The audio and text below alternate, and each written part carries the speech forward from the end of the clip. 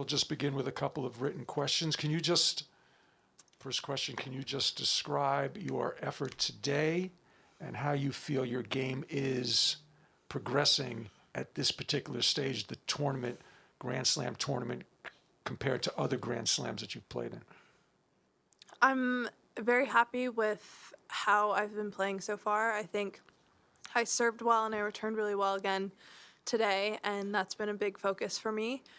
I am really happy with all of that, but at the end of the day, it's just another win, and I'm looking forward to continuing to get better and keep playing better and better hopefully as the tournament goes on for me. Can you describe for the fans your progress from when you came and everybody came back from the pandemic and started to play, how you feel you were playing then compared to how you're playing now? Because everybody obviously was in different situations.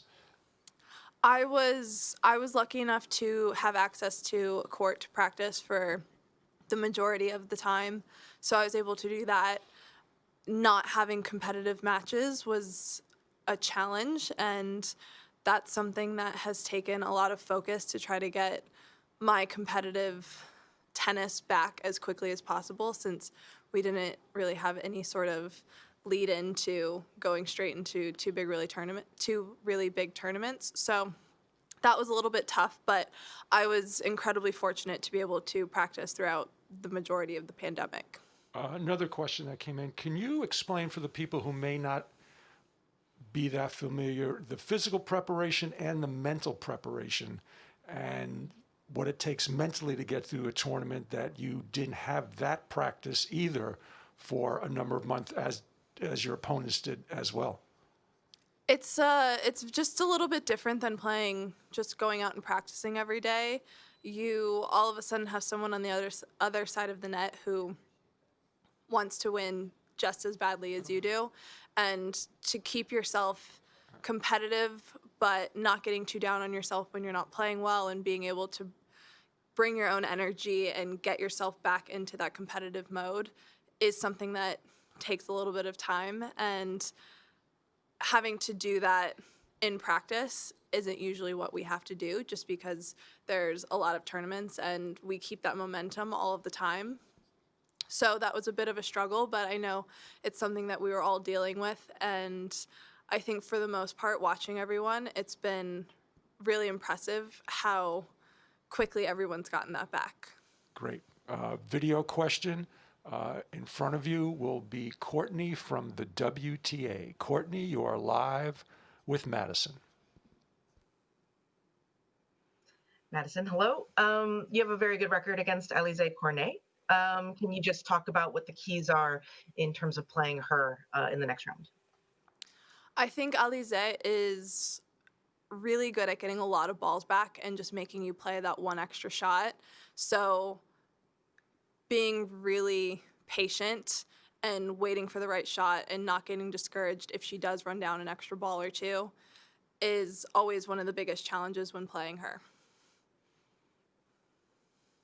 And then in terms of just playing in a controlled environment, is it easier in this situation to focus on the task at hand, or is it more distracting because everything's so different and not maybe what you're used to at the US Open?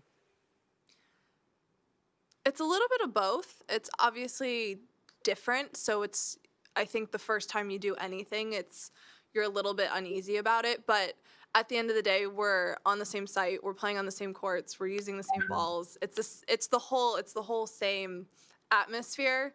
So I think it was pretty easy to get into a new routine, and I think having Western and Southern Open beforehand really helped, because it very quickly forced us to get back into tournament mode.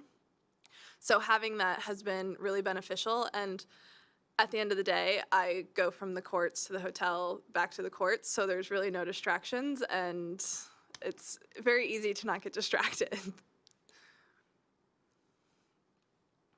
Fair enough. Last question I had, it's a little bit random, but a few players who, especially the ones that were based in Florida, were all saying that, I didn't realize this, but you guys don't it makes sense, but most of you don't have gyms at home to work out at because you're normally touring and things. And there was a scramble for a lot of players to get equipment, even just basic equipment, fitness stuff. Did you and Bjorn have to deal with that at all, or no? And what was My like the stuff that was hard to get? so my fitness trainer actually happened to be setting up a gym in his garage right as everything started to close. So he was basically the last person to start putting orders in when things were still in stock. Some things did still take a little while to get, like squat rack, squat bar, basically any dumbbells, just really basic things. It was as if everyone knew that we were going to be in lockdown for months and everyone prepared a home gym. So there were some things that were a little bit harder to get, but I think within probably 4 or 5 weeks, we pretty much had the closest to a full gym with minimum equipment. Up until that point, was there any problems working out and staying fit, or were you doing those, milk jugs?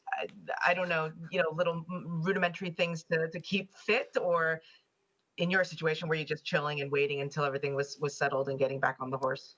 We were getting as creative as we could.